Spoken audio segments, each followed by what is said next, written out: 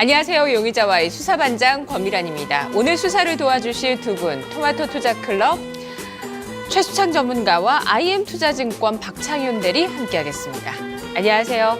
네, 안녕하십니까? 네, 오늘 박창윤 대리는 처음으로 저희와 함께해 주시는데요. 용의자 검거 잘 부탁드립니다. 알겠습니다. 네, 오늘 새 용의자 화면으로 소환하죠. 첫 번째 용의자 LG 디스플레이, 두 번째 용의자 대상, 세 번째 현대중공업입니다. 첫 번째 용의자 LG 디스플레이, 그가 말하는 알리바이입니다. 아트슬림 패널로 중국 시장을 공략하겠다. 반등의 계기가 마련될 것이다. 여러 가지 패널들이 계속 발전되는데요. 네. 그런데 글쎄요.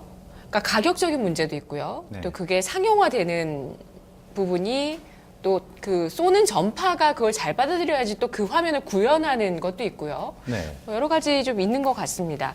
아트슬림이라는 패널이 새로운 건가요? 아니요, 이게 이제 새롭다고 어떤 신기술의 차세대 디스플레이라고 볼 수는 없어요. 그러니까 아트슬림 같은 경우는 최근에 여러분 이제 그 프로야구 시즌이 개막되고 나서 광고가 나오거든요. 요즘 이제 스포츠 채널 보면 광고 나올 때 삼성의 TV가 하나 광고 나오는데 UHD TV가 아니라 S가 붙어서 광고 나오는 게 있을 거예요. SUHD TV요? SUHD TV라고 해서 프로야구를 보시는 분들은 아주 자주 광고를 보게 될 겁니다. 예. 근데 그 TV는 삼성에서 내놓은 거고 그와 좀 이렇게 경쟁할 수 있는 제품을 아트슬림이라고 보시면 될 것 같아요. 그러니까 최근에 작년이었죠. 세스 박람회에서 콘다컴 TV를 내놨거든요. 삼성전자에서. 네네. 근데 이것이 왜 나왔냐면 지금 차세대 디스플레이로 가는 것은 OLED TV 쪽인데 아직 양산을 본격적으로 돌입하지 않은 상황이에요. LG 디스플레이라든가 삼성이라든가. 근데 그 과도기 안에서의 콘다컴 TV라든가 또 아까 얘기했던 그 제품 그리고 좀 아트슬림 같은 경우는 LCD 패널을 이용해서 나온 제품이기 때문에 신기술이 접목됐다기보다는 기존에 있던 LCD 패널에서 좀 더 고급화되어 있는 전략이다. 뭐 이렇게 보시면 될 것 같아요. 근데 LG 디스플레이에 그래서 아트슬림에 있어서 중국 시장 본격화 전 요거에는 동의하지 않아요. 이 알리바이는 성립될 수 있는 조건은 안 된다. 그러면 무엇을 봐야 되냐? LG 디스플레이는 네. 첫 번째는 중국 업체들에 대한 추격이 굉장히 심화되고 있다는 거죠. 어떤 분야에서 심화가 되었냐면 이 디스플레이 부분은 지금도 시장 가장 큰 건 LCD거든요. 근데 계속해서 앞으로 차세대 디스플레이뿐 그 OLED로 넘어가는 것도 중요하고 또 그 이후에도 계속 신기술이 나오고 있어요. 그래서 신기술 넘어가는 거에 있어서는 국내 LG라든가 삼성이 업체들이 분명히 앞서 있습니다만 네. 기존의 LCD 패널 중에서는 중국 업체들이 많이 추격을 하고 있다. 한번 LCD 패널의 그 자료를 한번 보도록 할게요. 국가별 생산 능력인데 최근에 중국의 BOE 업체라든가 차이나스타, 중국 전자 업체 CEC라고 하는데 이 업체들이 뭐 생산 능력이 굉장히 빠르게 올라오고 있어요. 한국이 분홍색, 대만이 파란색, 중국이 주황색이죠. 2013년도, 14년도, 17년도까지 해서 지금 예상되는 부분에 있어서 굉장히 빠르게 100% 이상 성장의 생산 능력을 보여주고 있다. 네. 대신 우리나라 업체들은 감소를 하고 있는 추세예요. 그러니까 LCD 패널 쪽에서 왜 이런 추세가 나오냐면 첫 번째는 가격입니다. 그러니까 저가형이라고 하면 50인치 이하로 보시면 되거든요. 32인치라든가 42인치. 이 저가형에서는 실적으로 우리나라 업체들이 생산을 해도 수익성이 거의 남지가 않아요. 그래서 55인치라든가 60인치 이상 대형 TV 패널 쪽에서는 이익성을 남기는데 중국 업체들 중저가 쪽을 많이 쫓아오고 있다는 얘기죠. 공급이 확대되고 그러면서 최근에는 잠깐 작년 3분기 대비해서 올 1분기에 LCD 패널에서 좀 가격 상승이 있었어요. 그러니까 중저가 쪽에서 가격 상승이 나오면서 네. 그런 부분에서 이익이 좀 개선된 분명히 있는데 주가도 그때 반응했죠. 네, 그게 네. 지속적으로 볼 수는 없다. 왜 그러냐면 지금 보시다시피 중국 업체들이 생산량을 확대하고 있다는 전략에 따라서 공급 과잉 시장이라는 말씀이세요? 그렇죠. LCD 네. 패널의 중저가는 공급 과잉이 될 수밖에 없다. 그래서 국내 업체들은 생산량 감소하고 있고 오히려 신기술이라든가 중대형 TV 쪽 이상으로 가고 있다 이렇게 보시면 되겠는데 또 한 가지 더 말씀드릴 것은 중국 업체들이 이렇게 공격적으로 생산을 늘리는 데 있어서 중국 정부에서도 지원이 나오고 있다는 얘기죠. 2012년도에 관세를 올렸는데 올해 이제 확정된 건 아니면 가능성이 또 있다 이거예요. 5% 이상까지 관세를 올렸는데 8% 이상으로 또 올릴 수 있는 가능성이 있다는 점. 그러니까 자국에서의 자금률이 지금 작년까지 15.7%인데 올해 50%까지 LCD 패널 쪽 올린다고 그래요. 자금률을. 그렇다면 LCD 패널 쪽에서는 수익성이 많이 남지 않겠죠. 우리나라 업체들도. 그런 부분에 있어서 LG 디스플레이는 일단 지금의 상황은 좀 힘들지 않겠느냐. 다만 향후에 기대되는 건 자료를 빨리 하나만 더 보도록 하겠습니다. 네.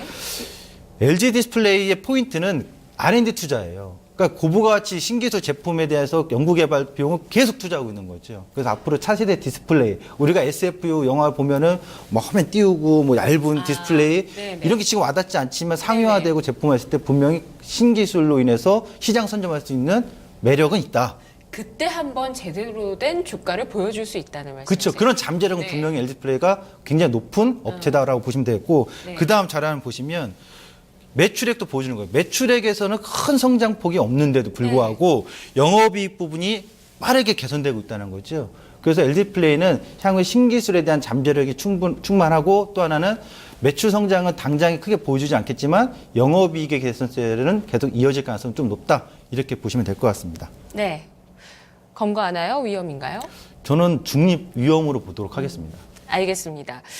정말 많은 얘기들이 참 녹아 있었던 것 같습니다. 지금 말씀해 주셨던 부분에서요. 박창윤 대리님은 어떤 관점에서 LG 디스플레이 보시는지 단서들 말씀해 주시죠.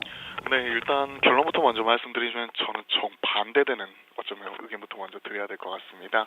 사실 뭐 많은 부분은 공감을 합니다. 용의자 알리바이 보시면 뭐 아트슬림 패널 자체가 뭐 이쪽을 통해 가지고 중국 시장 공략을 본격화할 것이다. TV 시장은 슬림화 굉장히 어제 오늘 일이 아니죠. 사실 뭐 팩트만으로 놓고 보았을 때 전혀 새로울 것이 없는 이슈인데 이것만을 가지고 주가를 끌어올렸다 이렇게 보기에는 힘들 것 같고요. 앞서 말씀해주신 뭐 중국 쪽 저가 수주 패널 이쪽 부분에 의해서 이제 가격 경쟁력 자체가 어찌 보면 LG 디스플레이 쪽에서는 계속해서 발목을 잡아왔거든요. 여기에 삼성과의 글로벌 경쟁 우위 확보를 위해서 그동안 뭐 많은 화소수 경쟁에서 디자인, 두께와 무게 뭐 이런 다방면 분야에서 좀 치고받는 상황 자체가 나왔었습니다. 그러한 과정에서 좀 이익률 하락 자체는 어찌 보면 불가피하였고요. 어찌 보면 저는 이렇게 생각합니다. 이제 아트슬림 패널 자체는 이번 신제품 출시 자체는 하나의 단기 모멘텀과 투심에 영향을 미칠 수 있지만 중장기적으로 일회성 이슈에 불과하다. 하지만 현 시점에서 LG 디스플레이 자체를 지켜보셔야 할 때 어떤 부분을 봐야 되느냐. 모두 근본적으로 이제 현 시점에서 살펴봐야 될 것은 바로 실적, 즉 숫자에 관한 얘기를 좀 드려야 될 것 같아요. 뭐 삼성전자가 기분 좋은 잠정 실적 발표로 이제 시장 기대치를 높여놓은 부분이 있는데요. 이런 충족 여부 자체가 좀 관건이 될 것 같습니다. 어찌 보면 LG 디스플레이 오랜만에 이제 실적 자체를 충족시킬 수 있는 단초가 마련되었다고 볼 수 있겠는데요. 올해 5년 만에 이제 최대 실적 자체를 달성할 것으로 지금 전망이 기대가 모아지고 있습니다. 본격적인 이제 실적 턴어라운드 바탕으로 업황 자체가 업턴을 할 것이다. 이런 부분 한번 눈여겨보셔야 될 것 같고요. 중국과의 경쟁 어제 오늘 일이 아니거든요. 지난 3년간의 매출액 자체는 꾸준히 줄어들었어요. 하지만 영업이익 추이를 보시면 앞서 말씀해 주셨던 바와 같이 꾸준히 상승을 하였었거든요. 그러던 것이 이번 올해 들어서는 이제 5년 만에 최대치를 찍는다고 하니까 이런 실적 모멘텀 자체가 강하게 들어올 수 있다는 부분, 이 부분 한번 눈여겨보셔야 될 것 같습니다. 중국 업체와 저희 LG 디스플레이 같은 경우가 다른 측면은 뭐냐면 바로 고부가치 측면이에요. 바로 매출액 자체는 소폭 줄어들지 몰라도 이런 영업이익 자체가 반등했다는 거는 바로 이런 고부가치 측면에서 LG 디스플레이에 충분히 경쟁력이 있다. 이 부분 한번 보셔야 될 것 같습니다. 한번 증거 자료 한번 보면서 추가적인 설명 드리겠는데요. 연간 영업이익 자료 자체는 2.4조 2조 4천억 정도 컨센서스 추정이 되면서 순익 또한 작년 대비 무려 100% 가까운 상승이 좀 기대가 되고 있습니다. 22일이죠. 당장 다음 주 수요일 날 이제 예정되어 있는 1Q 영업이익 예상치 또한 5,820억 정도 집계가 되면서 기존 컨센서스 대비 무려 4,660억이었거든요. 거기 대비해서 무려 25% 상회하는 어닝 서프라이즈 자체 기록할 것으로 지금 현재 시장에서는 기대를 할 수가 있습니다. 그리고 이제 좀 한 가지 추가적으로 말씀을 드려야 될 게 LG 디스플레이 그동안 올해 들어서 계속해서 안 좋았거든요. 물론 좋은 기업이긴 하지만 현 시점에서 과연 들어가야 되느냐? 저는 지금 현 시점에서 분명히 들어가야 된다. 저는 이렇게 말씀을 드리고 싶어요. 올 예상 EPS가 4,807원인데 현재 포워드퍼 기준에서 대략 한 6.5배 수준에서 거래가 되고 있거든요. 현재 어깨 평균이 12배니까 평균 절반 수준 분명히 멀티플 매력 자체는 충분히 있다. 공급 과잉에 따른 아무래도 이익률 저하 측면을 고려하고서라도 올해 5년 만에 최대 실적을 기록을 하면서 영업이익 자체도 100% 이상 상승을 하게 된다면 오히려 LG 디스플레이 크게 갈 수 있다. 바로 이러한 측면에서 저는 석방 의견 드리도록 하겠습니다. 네, 그 실적 개선세는 모바일에서 나오는 겁니까? LG 디스플레이는 전반적으로 이제 그 모바일 자체도 있을 수 있지만, 물론 현재는 모바일 자체가 큽니다. 하지만 앞서 말씀드린 아트슬림이라든지 그동안의 기술 개발이 본격화되면서 다방면에 걸쳐서 나타날 것으로 보고 있습니다. 물론 모바일 자체가 제일 클 것으로 보고 있고요. 알겠습니다. LG 디스플레이 수사 결과 정리하겠습니다. 자, TV 패널과 모바일 패널을 만들고 있는, 디스플레이를 만들고 있는 LG 디스플레이. 삼성과 LG는 굉장히 그 글로벌 시장에서 IT의 기술적인 그 경합을 앞서 나가면서 보여주고 있는 기업인데요. 연초에 퀀텀닷 TV, 삼성에서는 이것을 밀고 LG 쪽에서는 OLED 패널이다, OLED TV다 이런 얘기들 있었는데 그 중간적인 과정에서 일단 퀀텀닷과 좀 같이 경쟁을 한다. SUHD TV와 경쟁한다는 관점에서 아트슬림이라는 패널을 내놨습니다. 진부한 기술은 아니지만 지금 현재 상황에서 이러한 패널이 또 시장에서 인기를 가져올 수 있을 것인가. 크게 주가의 모멘텀이 되지는 못할 거라는 게 두 분의 의견이고요.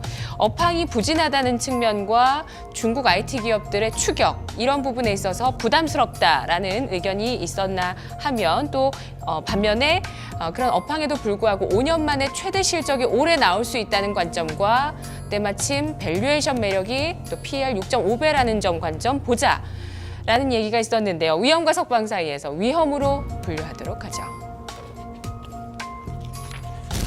자, LG 디스플레이 3만 원대 주가 지지력을 보여주는데요. 추가 상승 보는 시각도 일각 있었고요. 부담스럽다는 의견까지 있었습니다. 두 번째 용의자는 대상인데요. 대상의 알리바이 들어보시죠. 높은 이익 성장성, 상승 추세 지속될 전망이다. 높은 이익 성장성, 진실인가요? 진실에 가깝죠, 이 부분은. 네, 근데 대상 같은 경우는 제가 한 2년 전에는 잘 알았어요. 그때 이제 분석을 하면서 2, 3년 전에. 왜냐하면 당시에 전분당 쪽에서의 이익이 많이 나왔었고, 그리고 음식료 업체 전반적으로 긍정론이 많이 펼쳤었거든요. 특히 대상이 거의 탑이라고 보면 되는데, 작년에 이제 잠깐 실적이 좀 부진한 부분이 가을에 3분기 있었는데, 굉장히 기술적으로 가격 반등이 빠르게 나오고 있어요. 수급도 좋았고, 지금 최근에. 근데 현 시점에서 대상을 좀 분석을 해보니까, 최근에 그 증권사에서 추천으로 많이 나와요. 추천도 나오고 또 리포트도 긍정론이 굉장히 많습니다. 태클을 걸 만한 부정론은 사실 드물어요. 근데 제가 봤을 때는 이 분석을 하면서 좀 아이러니한 게 그동안에 좋았던 이슈도 계속 반복되는 거거든요. 그러니까 장유라든가 식품사업주 냉동이라든가 계속 좋다. 앞으로 좋을 것이다. 그리고 전분당 쪽에서도 원자재가라든가 이런 환율 부분에서 수혜다. 이게 계속 반복된 뉴스들이더라고요. 그래서 그거를 저는 태클을 걸 만한 요인을 찾아봤는데도 아직은 없고, 그렇다면 그 부분에 있어서 긍정론을 좀 인정을 해줘야 되겠는데, 네. 차트를 한번 보여주시면 좋겠는데요. 위에서 차트를 보여주시면 지금 이 종목을 좀 주봉으로 한번 보여주세요. 주봉으로 보여주시면 기술적으로 직전 고점에 대한 저항을 좀 인식할 수밖에 없는 기술적 부담을 갖고 있는 국면이에요. 전고점을 지금 당장 돌파하기보다는 5만 원대에서 4만 원대 이 구간에서 과도기 구간을 좀 거치지 않겠느냐. 그러니까 지금 시점에서 따라 올라가서 잡아도 큰 이득은 못 볼 것 같고. 근데 그 요인은 왜 이렇게 멈추겠냐라고 이제 어떤 근거 요인을 얘기해봐라 하면 저 같은 경우는 너무 많은 긍정론 때문에 좀 부담이 된다 이거예요. 어느 정도 견제할 수 있는 어떤 요인이 있어야 되는데 그래서 그런 부분에 있어서 좀 더 짚고 넘어가야 되지 않겠느냐. 제가 보기엔 좀 그렇습니다. 네. 그러면 검거하시나요? 검거하기도 좀 어려워요. 그러니까 분명 과도기적으로 좀 더 지켜보자는 관점에서 전 중립 모드, 위험으로 좀 분류하도록 하겠습니다. 지난해 고점 때는 워낙 강세였어요. 네. 그때 한창 음식료주가 피크를 달릴 때. 지금 바로 그 얘기 하신 건데 제가 원화를 지금은 원화 약세잖아요. 그러니까 원화 부분을 네. 강세로 안 보고 있거든요. 점진적으로 약세되거나 점적으로 올라갈 수밖에 없다. 미국 네. 금리 인상 시기 때문에. 그렇다면은 음식료 업종에서 약간 타격적인 부분이 있지 않겠느냐? 네. 이렇게 좀 정고점 보는 돌파할 거죠. 만한 모멘텀은 네, 좀 그런 부재. 환율 차원에서도 네. 부재하다라는 말씀이시네요.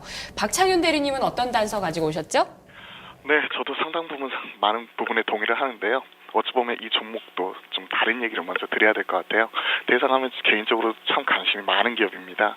금융위기 당시 청정원이라는 뭐 공격적 마케팅에서 뭐 정원씨라는 이런 마케팅 구호 자체가 좀 귓가에 좀 맴돌고 있는데요.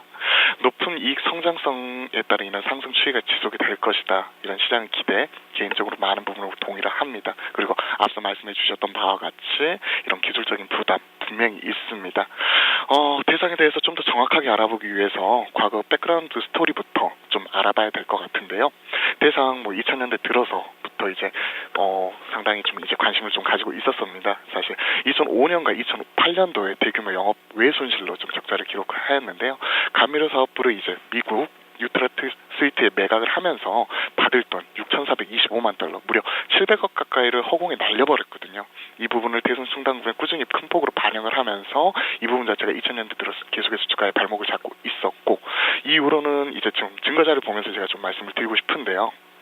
증거자를 보시면 이제 대표 원재료와 대표 식품 스프레드 추이를 나타내고 있습니다. 좀 주목하셔야 될 부분 자체는 2010년도 이후부터 한번 좀 눈여겨보시면 될 것 같고요.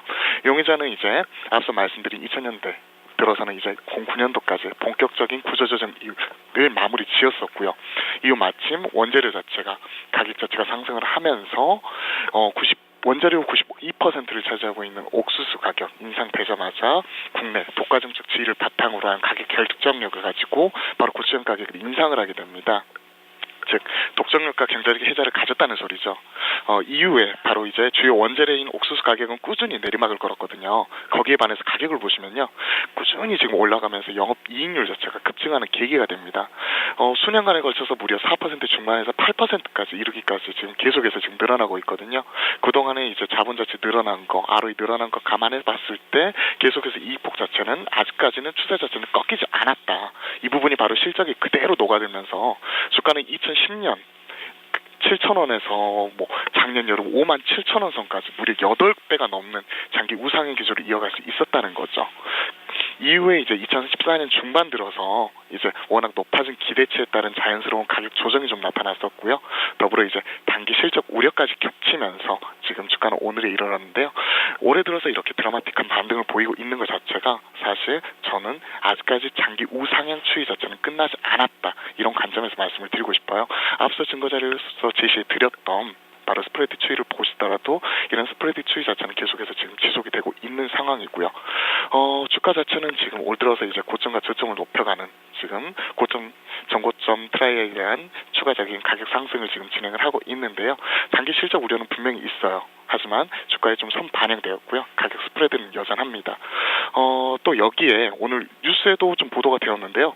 요즘에는 라면을 많이 안 먹는다고 합니다. 라면 대신에 이제 가정 간편식이라고 하죠. 좀 이름도 생소한데 HMR이라고 뭐 홈밀 리플레이스먼트 이 약자인데 이쪽 시장 확대에 따른 수혜 그리고 제품 믹스 자체가 꾸준히 개선되면서 좀 웰빙 제품 이런 쪽 고부가 가치 제품 쪽으로 계속해서 소비자들 관심이 넘어가면서 이쪽 이 개선세 자체는 꾸준히 지속이 될 것이다. 그리고 좀 짧게 숫자에 관한 얘기 간단하게 하고 들어가면 아무래도 1분기 영업이익 증가치는 작년 1분기가 워낙 좋았기 때문에 좀 안 좋을 것 같아요. 역기저 효과에 의해서 한 0.5% 감소한 432억 정도 예상을 하고 있는데 이미 주가에 선반영되었다는 것, 이 부분 다시 한번 말씀을 드리면서 저는 이 용의자 석방 의견 드리도록 하겠습니다. 자, 대상의 주가가 지난해 하반기에 조정을 받았던 것은 또 어닝 쇼크라는 것이 있었기 때문인데요. 자, 그런 부분들도 일회성이라는 말씀이신 거죠? 알겠습니다. 대상의 수사 결과 정리하겠습니다. 대상, 지난해에 고점을 기록했었던 시기, 환율의 여건이 상당히 좋았습니다. 워낙 강세 구간이었고요. 현재는 워낙 약세 구간이다. 증권가에서 굉장히 실적 전망에 대해서 긍정적으로 하는 부분, 전고점을 돌파하기에는 그래도 부족한 면이 있다고 생각이 든다라는 판단이 있는가 하면 제품과 가격, 원재료 가격의 스프레드가 아주 긍정적으로 계속 유지가 되고 있다. 가격 독점력을 갖고 있는 그 지위에 따라서 이 스프레드를 유지하고 있고 이익 성장성 높게 유지될 수 있다는 점 진실이다라는 시각 맞물리고 있었는데요. 석방과 위험 사이에서 위험으로 분류하죠. 세 번째 용의자는 조선주 현대중공업입니다. 그가 말하는 알리바이. 외국인과 기관의 수급이 유입되고 있다. 침체에서 벗어나는 국면이다. 조선주뿐만 아니라 뭐 현대 오일뱅크의 지분도 갖고 있어서 뭐 정유 기름값에 따라서도 좀 움직이는 측면이 최근에 약간 있다고 파악하시는 분도 계시더라고요. 맞는 말씀이에요. 아, 왜냐하면 조선주 네. 세 업체 중에서 빅3 중에서 현대중공 유난히 좀 더 고점이 괜찮죠? 빠르죠. 예. 바로 그 요인이 하나 더 있다라고 보셔야 되겠죠. 조선주 이제 빠르게 설명드리면 네. 그 자료 바로 보면서 들어갈까요? 이거 증거 자료 내밀고서 사진을 들이밀어야 범인 용의자가 꼼짝 못할 것 같아요. 네. 국내 조선업계의 해양 플랜트가 그동안 엄청났어요. 결국 조선의 수주 자체가 떨어지니까 선박 수주가 해양 플랜트 쪽에서 수주가 굉장히 높았거든요. 2012년도, 2013년, 14년의 자료인데 주황색을 보시면 오렌지 색깔 급격히 감소합니다. 네네. 2013년도보다 2014년도가 급격히. 그러니까 작년 한 해 좋을 수가 없었죠. 주가도. 급격히 감소하고 있는 상황에서 올해 1분기에 수주가 없습니다. 빅3 업체가 해양 플랜트 쪽에 수주가 전혀 없어요. 다만 2분기에는 이탈리아에서라든가 아프리카 쪽에서 나오는 수주 소식이 좀 있긴 있습니다만 한 분기 자체를 그냥 놀았다는 얘기잖아요. 네. 그런 점에 있어서 해양 플랜트 수주가 감소한다는 것은 주가에 큰 타격이다. 이렇게 봐야 될 것 같고 네. 그 다음 또 하나의 자료를 보시면 연도별 이제 컨테이너선 발주 현황인데 그러니까 최근에 그러면 해양 플랜트 쪽이 아니라 선박 쪽이 살아나는 거 아니냐? 일정 부분 살아나고 있습니다.